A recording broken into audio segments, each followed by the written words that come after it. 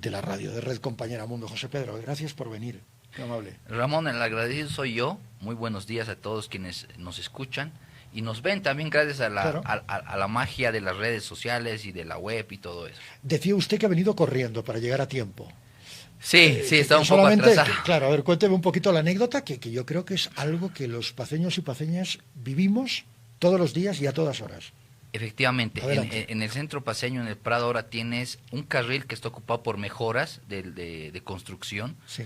Tienes un carril habilitado y ya por la Plaza del Estudiante, que la llamamos así, ya tienes la fila del combustible.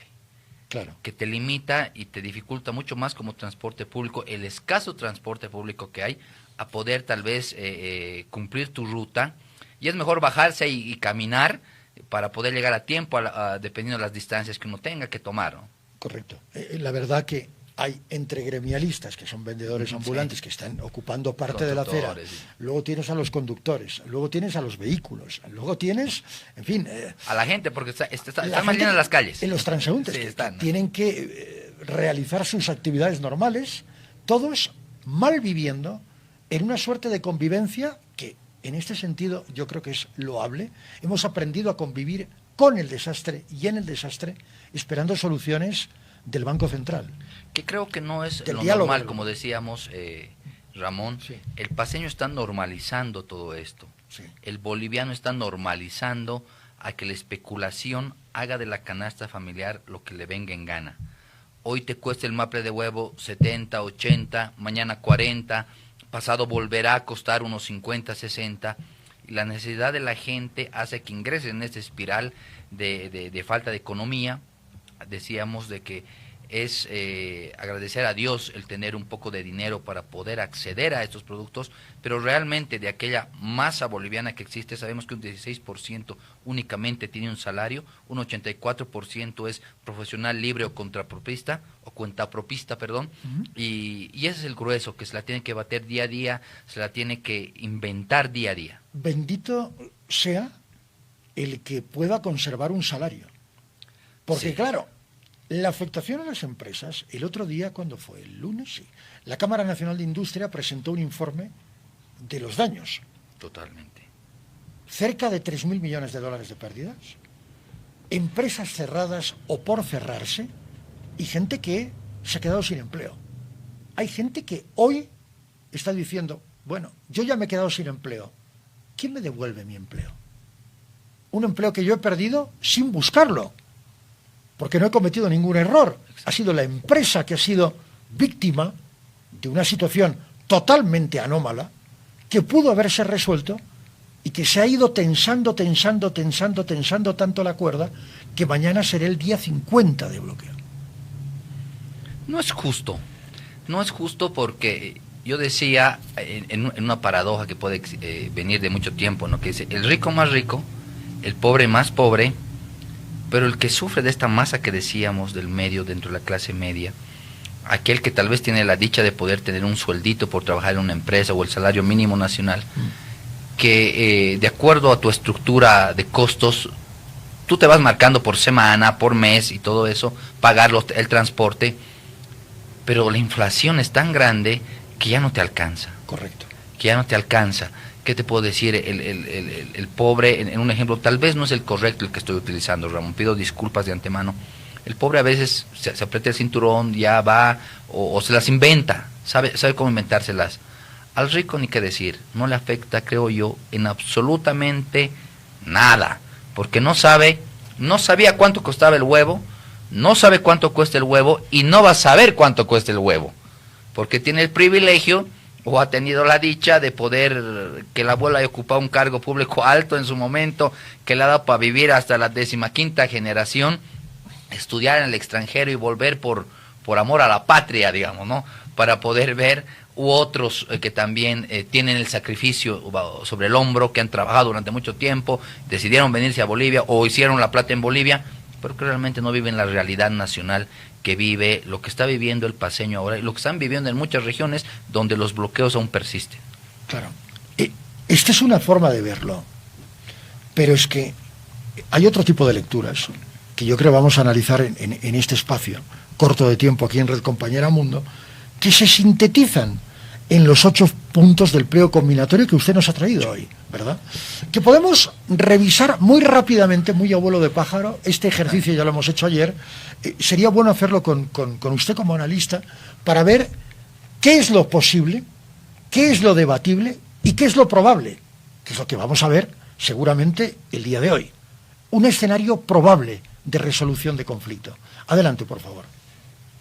Yo creo que las partes en conflicto, en este caso el gobierno y la Central Obrera Boliviana, que representa, como ellos lo indican acá, muchos movimientos sociales, lo que les ha faltado y debe de demostrarse de cara al pueblo es voluntad. Okay. De ambas partes.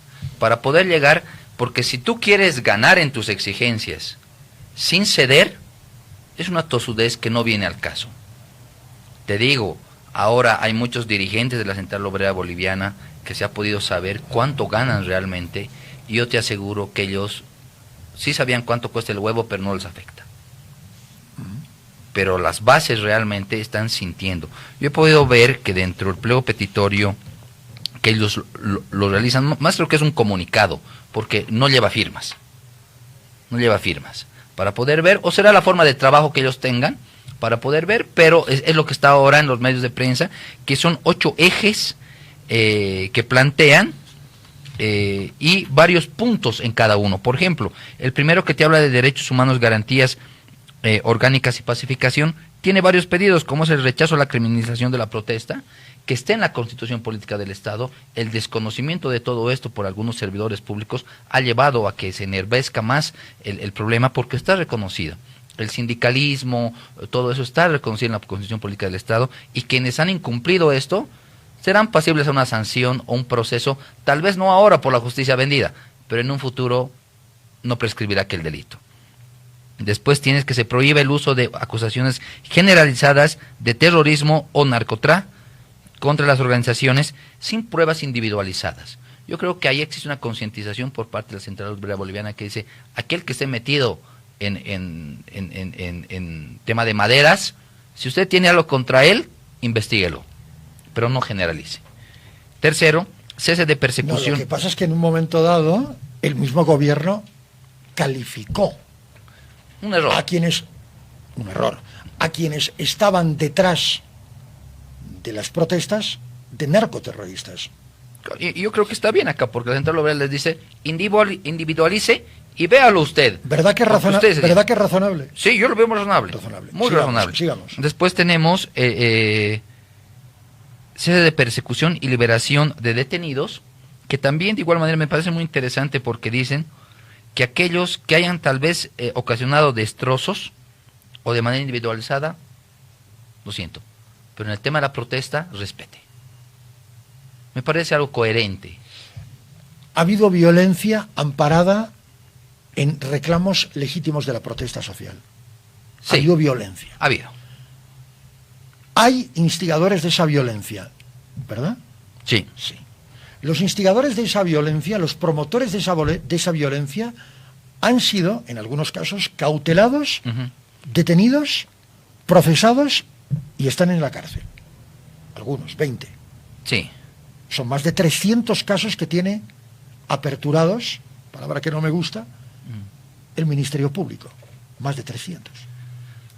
Ir a una amnistía generalizada es un error, pero sí, y lo dijo hace un instante José Luis Lupo, ministro de la Presidencia, hay una comisión especial que investiga pormenorizadamente cada uno de los casos. Si hay una responsabilidad penal, es la ley, se tiene que cumplir. Pero no permitir, a través de una amnistía generalizada, que todo el mundo que ha estado implicado y que ha causado un daño económico y daño a infraestructuras del Estado, incluso más de 20 muertos, no tenga ningún tipo de sanción. Eso es imposible. Totalmente, y es lo que decíamos, lo que tú dices claramente, no todo lo legal es justo, correcto, ni lo justo es legal. Correcto. Tal vez en este caso el reclamo, la protesta, es legal, pero no es justo que destruyan. O viceversa, ¿me entiendes? Y como tú indicas, en el tema de poder ver cada caso, yo creo que va a llevar a una solución más rápida de lo que podríamos esperar, porque esperemos haya voluntad. Cuando hay voluntad de ambas partes, incluso se puede ir hasta un proceso, no solamente abreviado, como te decía, sin un resarcimiento, una justicia restaurativa, que esté en nuestra normativa. Sí. Esté en nuestra normativa. La justicia restaurativa está ahí, que te digo, si tú puedes aplicarla en la voluntad que existe y el Ministerio Público es transparente y no empieza a extorsionar a aquel que ya está procesado, se podría llegar a buen puerto, creo yo. Cuando hay un caso, yo sé que la comparación incluso puede resultar odiosa para algunos. Una pareja, ¿de acuerdo? Sí. Matrimonio. Hay maltrato permanente de uno de los miembros. Por lo general, y así lo demuestran las cifras, es un varón, un hombre, quien violenta a la mujer, física, verbalmente, permanentemente. Y la golpea. Y la mujer presenta una demanda. Ahí no hay conciliación. No puede haber ni conciliación ni reconciliación. Hay violencia, ley 348. ¿Verdad que cuando hay muerte, hay responsables de esa muerte? Y aquí me voy a que la conjura de los necios, que es este diálogo, ha provocado que más de 20 personas mueran. Hay una responsabilidad penal del gobierno y hay una responsabilidad penal de los bloqueadores. No es de un solo lado. Totalmente. No es de un solo lado. Entonces alguien va a tener que pagar la factura. Totalmente. En la comisión de un delito está el sujeto activo, el sujeto pasivo. En la responsabilidad también viene el hacer o el no hacer. Por acción u omisión. Tiene responsabilidad. Claro. Y esperemos que aquellas familias, como tú indicas, tengan consuelo, primeramente. Después existe un responsable. Esperemos realmente que de todo esto existe un responsable y no vuelva a ocurrir esto. En la ejemplificación que existe, esperemos que en un futuro exista otras formas de tal vez poder hacer política, otra forma de exigir el cumplimiento de tus derechos o el cumplimiento de lo prometido en campaña, que también es parte de los puntos, me parece muy interesante, pero ante todo cuidar la vida del ser humano, del compatriota, del hermano, del tío, del papá, del hijo. Creo que es uno de los mayores bienes jurídicos que debe existir. ¿Qué se prometió en campaña, José Pedro? Esto lo hemos hablado en alguna ocasión. ¿Qué se prometió en campaña que el gobierno no está cumpliendo? Se plasma justamente ahora en el segundo punto, que es el cumplimiento a compromisos y el control social. Lo que dice es la garantía de gestión. Se exige al gobierno nacional, textualmente, cumplir estrictamente las promesas electorales y los compromisos asumidos ante el pueblo boliviano. Segundo, marco normativo. Se plantea la aprobación prioritaria en tiempo y materia de un proyecto de ley de cumplimiento pragmático y control social para que el presidente, gobernador y alcalde rindan cuentas obligatorias sobre las promesas de campaña. ¿Razonable? Yo creo que sí. Absolutamente. Totalmente. Es más, si plantean modificar la Constitución, creo yo que debería ir ahí. Que aquel gobernante que no cumple la promesa de campaña sea considerado incluso como traición a la patria. ¿Por qué? Porque tú estás... No va a quedar un solo político en el país. Sí, lamentablemente. O sea, sea, esto ayer me decían, Ramón, y me decían, muy utópica tu propuesta, me decían, yo gratis, la firmo, es bonito soñar, pero espero que podamos madurar políticamente también en eso, Ramón. ¿Qué te digo? Que te digan en campaña, no me voy a prestar dinero. Y en los primeros 7 meses... endeudadísimo hasta el coto, como dicen los campos. Bueno, esto sí que tengo evidencia, porque en campaña, Rodrigo, yo no voy a ir, pero por ningún motivo al Fondo Monetario Internacional. A los pocos días ya estaba en Washington.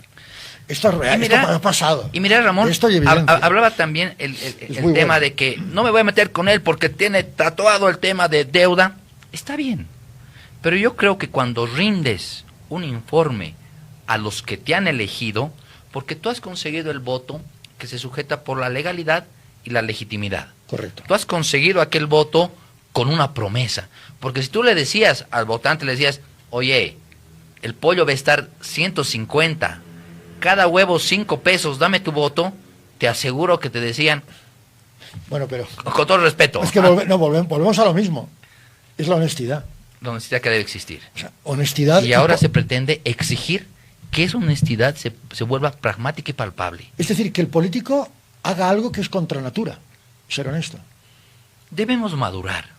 Yo creo que políticamente también Bolivia merece madurar en todo esto. Coincido. Ramón. Y si no empezamos, como tú me decías, ¿no? Muy utópico, soñar, pero empecemos con la práctica. Si hay una nueva asamblea constituyente en una eventual reforma total de la Constitución o en la parcial, que no sea solamente para beneficiar a aquel latifundista. Coincido totalmente. Que no sea solamente para aquel millonario. Es que el espíritu del pliego combinatorio el espíritu es positivo. Sí. Un mayor control social de los actores políticos, pero es de manual. Tiene aristas como estas que son aceptables, como otras que no, por ejemplo, que vamos a llegar ya al punto de una jubilación con el 100%, cuando no planteas tú que vas a ir tal vez a una participación en aquellos entes de seguridad social. Si tú dices, yo soy cuentapropista, pero cada mes voy a ir aportando para mi jubilación, bienvenido. Pero si de repente tú toda tu vida has sido un profesional libre y al final dices, no, yo merezco una jubilación, denme una jubilación, no sé de dónde sacarán la jubilación. No. Explica. Exacto. Explica a la gente. Di, Exacto. no, mira, yo voy a realizar mis cotizaciones, voy a poder ver, tal vez sean mínimas, pero considérenme Vamos en la gestora correspondiente. Claro, José Pedro, vamos al eje de todo esto. Hemos hablado en varias ocasiones de reforma constitucional. Está claro, y está clarísimo, que la Constitución del año 2009 debe ser reformada. Reformada. Te corto, discúlpame. Lo que quiera. Yo veo, Lo que sí quiera. debe ser. Por ejemplo, te pongo, la elección de altas autoridades del órgano judicial, que nos ha visto sentados acá en muchas veces. Varias. Yo creo que sí debe ser perfeccionada, pero a ti, ¿te parecería correcto volver al coteo político para aquellos cargos? No. Hay elementos, ojo que no he dicho una nueva constituyente y cambiar toda la Constitución. No, para nada. Tú una Constitución la tienes que enmendar, la debes enmendar, por el espíritu, por la evolución de los tiempos. Dependiendo del tipo de constitución que tú tengas. Disculpa acordarle No, nuevamente un poquito. no, por favor, Existen adelante. constituciones cerradas, algunas que se llaman, y otras abiertas, que llaman en la constitución. Por Correcto. ejemplo, la de Estados Unidos es cerrada y no admite modificación. Te admite lo que tú has dicho, las enmiendas. Correcto. La nuestra no. La nuestra sí te da la posibilidad de poder realizar enmiendas total o parcial. Correcto. Poniéndote las condiciones necesarias. Correcto. Yo creo, también comparto lo que tú dices, modifiquémosla. Es más, perfeccionémosla. Perfecto. Una modificación no puede significar un retroceso. Tiene que ser evolutiva. Tienes que darle Totalmente de un plus acuerdo. más que te permita, qué sé yo, generar una nueva ley de inversiones. Yo creo que eso es necesario. Y también eso va a ser Una parte, nueva ley de hidrocarburos. me parece una nueva ley perfecto. minera. Una ley específica para los recursos evaporíticos. Entiéndase el litio. Tú esto lo necesitas ya. Es de una prontitud muy rápida la Claro, que necesitamos. claro. Y ahí también tenemos que aprovechar, Ramón, Sí. que debe existir mayor estabilidad, no sé cómo llamarlo, por parte del gobierno. ¿En qué sentido? En el cumplimiento de todo esto que tú mejores. Te pongo un ejemplo. Bien.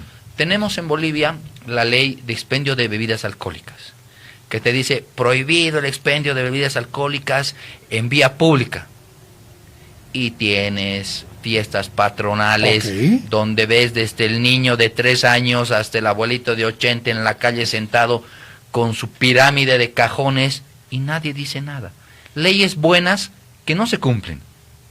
El modificar esta Constitución, creo yo, si de hacerlo, porque no sabemos todavía, estamos especulando, de hacerlo, ver los mecanismos necesarios de que realmente se cumplan y poner los candados suficientes para que se cumplan. José Pedro, la deriva de esta conjura de necios, de este diálogo por la pacificación y la reconciliación, etcétera, pueden ponerle todo el cargamento romántico y lírico que quieran, es o debe ser ir a una reforma parcial, puntual de la Constitución. Sí. Nuevamente la pelota cae en la Asamblea Legislativa. Porque en democracia, en un Estado de Derecho, debe caer en la Asamblea Legislativa esta responsabilidad. Sí, la misma Constitución en el artículo 411 que te da la facultad de aperturar, en este caso, como te decía, una modificación total o parcial. Desde el procedimiento te dice cómo hacerlo, claro, e ir a la Asamblea Constituyente. Particularmente, creo que es una necesidad muy pronta, sí, porque nuestra Constitución no tiene ni 20 años. Pero el conflicto social, el individuo social, está obligando a poder perfeccionar esta Constitución. Pero te lo están diciendo, por la problemática, 49 días de bloqueo, te lo está diciendo a gritos. Te lo dicen. Y esto, como lo hemos dicho claramente, debe ser para mejorar, claro, no para retrotraernos en el tiempo y crear latifundistas que puedan hacer en Bolivia lo que te da la gana. Mira, si te parece, yo ayer decía, como algo utópico, que se me rieron, ¿no? Yo proponía, decía, Ramón, sí, que la Constitución Política del Estado establezca que para ser tu presidente, ministro de Defensa o viceministro de Defensa, seas boliviano de nacimiento, no contar con una doble nacionalidad. Lo veo estupendo. Y no tener ningún tipo de libreta que no haya sido la conseguida por el premilitar o militar, no comprarte la libreta en pocas palabras, y que te obligue a conocer tu realidad boliviana, tanto para autoridades electas como diputados, senadores, porque hemos podido ver también en estos días que hay mucho problema en el tema y el desconocimiento ha llevado a poder hilar de una manera diferente a la que realmente es. Entre todo eso, que las autoridades políticas, policiales, sobre todo judiciales, se sometan a un medio de detección de mentiras. Tal vez como en otros países, tanto nos gusta copiar de otros países, que vengan y que nos den polígrafo, que nos den otros métodos para poder ver si aquel político, policía o juez fiscal es corrupto.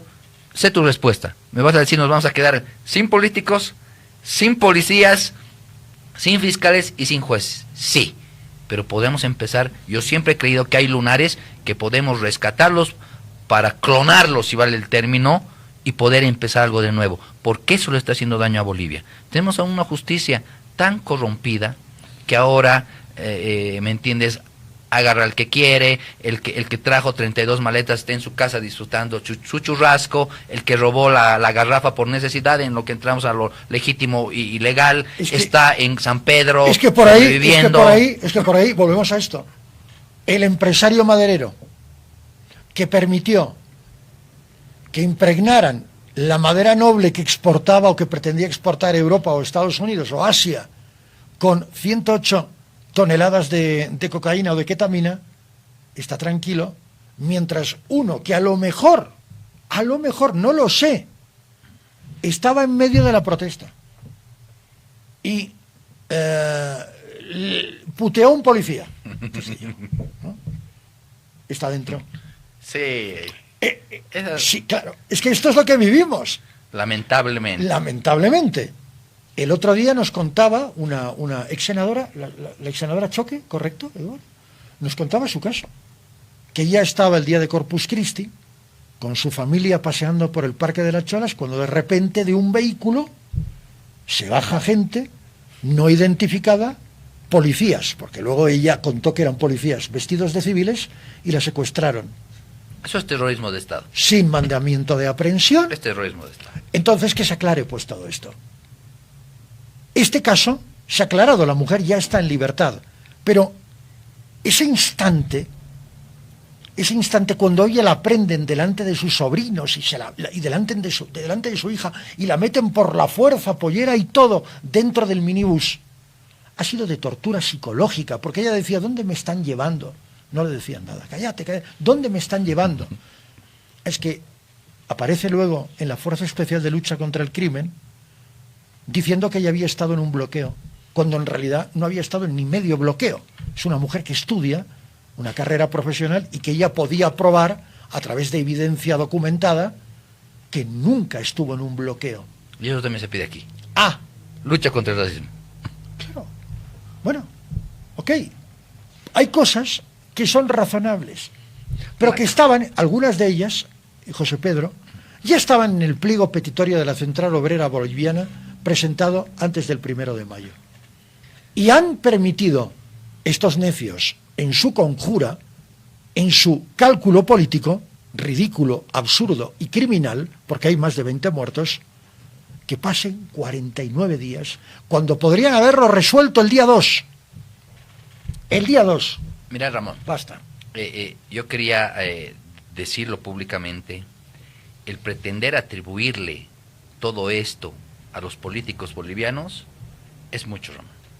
¿Cómo? Perdón, que me he El perdido. pretender atribuirle a que esta supuesta salida alternativa, O sea, una resolución exclusiva del conflicto a los políticos. del Ok. conflicto del político, digamos, Vale. que ha dejado hacer, dejar pasar, como se dice mayormente, Sí. no viene de ellos.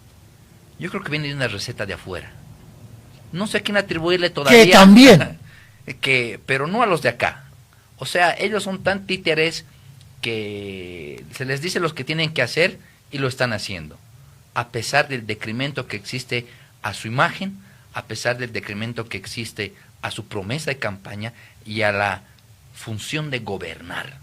Porque ellos son los que van a, en su momento, agarrar y tal vez pagar algo malo que hagan. ¿Y por qué te decía que se incluya en la Constitución si se va a abrir el tema de que no existe doble nacionalidad, para que no aparezcan después en Miami, en Brasil o en otro país, en chanclas y en short disfrutando, y que las muertes o los errores o los delitos que se han cometido en territorio boliviano no se paguen acá? Por eso es momento de incluir todo eso. Es una forma de verlo. Y es una forma de entenderlo. Pero así como lo estamos conversando nosotros, ¿por qué a ellos se les hace tan difícil el diálogo? Te repito, no es de ellos. Ellos simplemente son títeres de algo que nace de afuera. Bueno, ya me lo está diciendo usted, ya me está contestando. Es decir, somos tan necios que necesitamos un titiritero. Lamentablemente. Y eso es un problema de educación. Claro, tienes que dialogar, tienes que sentarte, ver, ceder. Es como cuando tienes problemas con alguien, ¿no? No siempre te la vas a salir con el 100%. No. Los abogados decimos, más vale una mala transacción que un buen juicio. Porque el juicio te lleva a que te trasquilen, a que pases tiempo, a que te extorsionen. Y es mejor, que te digo, transar ahí a mediana máquina y tener algo concreto. Eso es de voluntad. Eso es de voluntad. Esperemos que ahora reactiven el diálogo. Ayer escuché de que va a haber mesas de trabajo para efectivizar estos puntos. Ahí el gobierno está demostrando la voluntad. Realmente esperemos lo mismo a la Central Obrera Boliviana. Seguro existirá un ejército de profesionales en ambos lados que trabajarán y le darán una solución a todo esto. Las autoridades tendrán que discernir, aceptar, rechazar, negociar y trabajar. Porque la pacificación ahora ya ha dado el primer fruto con este pliego, es sentarse y poder verlo. Aquí quienes, y para cerrar, José Pedro, aquí quienes estamos viendo desde el palco, es decir, la sociedad civil, está esperando una respuesta. Está exigiendo una respuesta. Exigiendo. Mira, ahí está, conminando. Conminamos a que de una vez por todas hay una respuesta ya. Conminamos como sociedad civil. Sí, ya no se puede esperar más. Muertes, encarecimiento, esperemos que no nos salgan después con una devaluación, esperemos. Hay una realidad que es que nuestra deuda externa ha aumentado en $1.000 millones en el mes de mayo.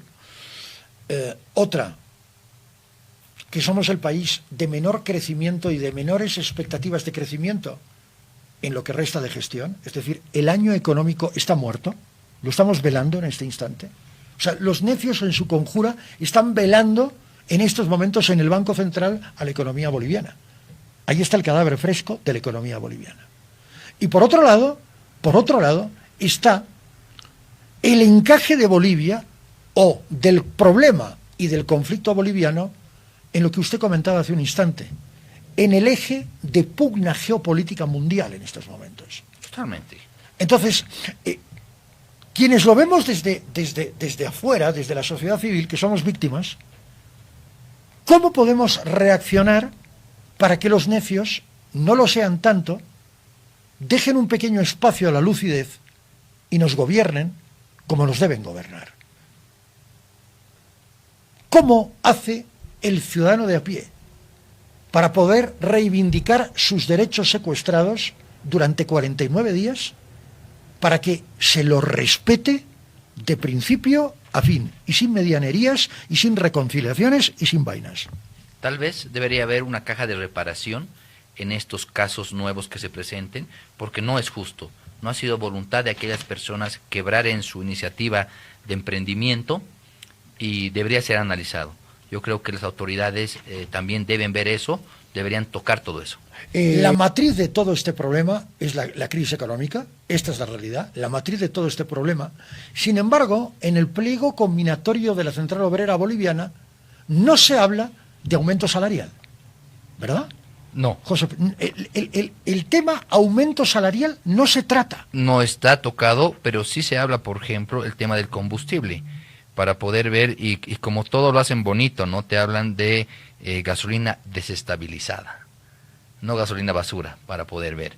Esto efectivamente conlleva un saludo a César, nuestro analista económico, y qué preocupante el poder ver que un país europeo tenga los precios más bajos que en Bolivia. Actualmente, ¿no? O sea, actualmente, Claro. obviamente Sí, eso es fluctuante y es a eco de lo que dice justamente César, la devaluación que está sufriendo Bolivia y el poder acceder a un pedido de un Fondo Monetario Internacional que nos diga que tengas que tú establecer un tipo de cambio flexible en un 10-1, en lo que podría ser $1, efectivamente el poder adquisitivo de cada boliviano se va a ir por los suelos. O sea, un salario mínimo de unos 3,000 y pico bolivianos te va a servir tal vez para unos $300, donde no te va a poder abastecer para poder cumplir las necesidades básicas, agua, luz. O sea, con $300 en este país sobrevives, pero no vives. Exacto. Ya está. Sobrevivir sí, pero no vivir. Y si eso más se te incrementa aún, ya sabemos que es el peor internet y el más caro de Sudamérica. Ahora, con todo esto, ¿qué más nos van a ofrecer? Starlink. Pero hasta ahora no ha podido establecerse totalmente esto. Se han hecho, creo que pruebas piloto, o han habido algunas ventas por ahí, pero creo que más pueden los potentados de aquellas empresas grandotas que no permiten que todo esto ingrese a Bolivia. ¿Por qué? Porque somos nomás un nicho importante para ellos para captar recursos. César, el tema del tipo de cambio es algo que se puede negociar o que se podría llegar a negociar en una mesa de trabajo establecida entre el gobierno y los sectores que están protestando, que tienen sus demandas, muchas justas, muchas legítimas, pero que tienen que encajar en un andamiaje legal que es la Constitución. ¿Cómo ve usted o qué visos de solución usted ve en la distancia? Porque usted está en la distancia. ¿Cómo lo ve? ¿Cómo veo la solución de todo este conflicto? Mire, Ramón, usted sabe muy bien que el euro se maneja con una banda ancha. Lo máximo que puede llegar es al 3% de esa banda ancha, se maneja entre 2 y 3, y así se mantiene el poder adquisitivo, pero con un colchón financiero muy sólido que tienen reservas en oro, y aparte de tener un banco europeo pues muy sólido. Pues, ¿qué ocurre que en nuestro caso en Bolivia? Que las reservas internacionales netas pues han caído demasiado y se tiene muy poca liquidez en divisas. Pedir más préstamos para no inversión y llevar al gasto con un colchón financiero que no te respalde esos créditos, lo único que nos puede llevar es a la quiebra económica, que estamos yendo ya a un colapso, ¿no? Estamos en camino a un colapso. Entonces, lo que tiene que hacer más bien el Estado es controlar la materia prima, principalmente el oro, que está saliendo de caudales pues de forma informal o ilegal, y lo que debía hacer es generar un nuevo colchón financiero, apoyarse en el tema tecnológico digital, que aquí está muy fuerte el tema digital en toda la Unión Europea, y son las nuevas tendencias que debía llevar Bolivia, pero nos están llevando con políticas muy ortodoxas y fuera de contexto de la realidad boliviana. Si vemos el 45% de los 2.500 bolivianos, estamos hablando de unos 1.400 bolivianos que se ha vuelto el salario mínimo. Es decir, el salario mínimo antes, con la devaluación del tipo de cambio, se ha vuelto en 1.400. Entonces, se siente en el bolsillo y ya no alcanza para toda la canasta familiar de la subida del índice de precios al consumidor. Entonces, ninguna familia y ninguna persona va a poder vivir como estaba viviendo antes. Entonces, si se da cuenta, tanto la izquierda y la derecha lo que nos están llevando es empobrecer a ese pueblo boliviano para someterlo y justamente aplicar las políticas como nos han aplicado la eliminación de la subvención de combustibles con un 86% de la subida de la gasolina, un 123% del diésel y encima nos suben el pan, que nos han subido casi un 60% del pan de batalla. Entonces, todo nos indica que la inflación ha superado el 60% y sin embargo los datos del Instituto Nacional de Estadística nos dicen pues que es muy poco a la inflación, pero el que lo está viviendo es el ciudadano y el pueblo. Y lo que siempre les he dicho es que el tercer actor tiene que salir, que somos los ciudadanos que no tenemos esa posibilidad de participar en política porque lo tienen bien controlado a través del Tribunal Electoral los mismos y que ya tienen una permanencia, ¿no? Y claro, en las negociaciones entre estos dos poderes partidarios. Claro, y hay sí una lectura política que tiene una influencia directa en el manejo de la economía. César Vargas, un abrazo hasta Granada, disfrute mientras pueda. Ramón, gracias, ya pronto estaré con ustedes en Bolivia, pero encantado. Bueno, tenía que venir a hacer asuntos familiares. Que todo haya ido bien, es nuestro deseo, que todo haya salido como usted lo esperaba. Gracias, Ramón. Sí, está saliendo ya los hijos crecen, ya están haciendo la selectividad para también formarse como todos nosotros, ¿no? Y bueno, que ánimo, hay que salir, Bolivia salir de peores cosas y vamos a salir seguramente de esto y se necesita una concientización ciudadana y por supuesto que estos políticos tradicionales hagan conciencia porque estamos hablando de un país y estamos hablando de una referencia a nivel internacional y se ve aquí en los medios de prensa y de comunicación en la situación en la cual estamos viendo. Un cordial saludo a usted, a José, un abrazo fuerte y sigan luchando. Yo voy a estar pronto con ustedes en la lucha. Bueno, muchísimas gracias. Bueno, en fin, para terminar, José Pedro, hemos visto que la afectación económica es monumental.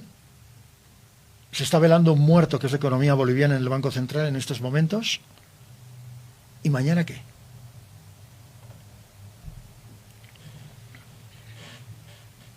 ¿Pasamos del velatorio al entierro?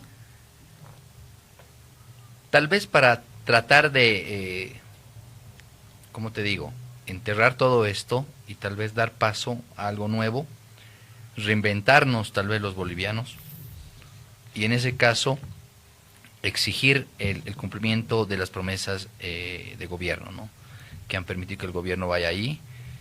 Esperemos, creo que dentro de todo este velorio y antes del entierro, todavía hay una reunión pendiente entre la Central Obrera Boliviana y el gobierno.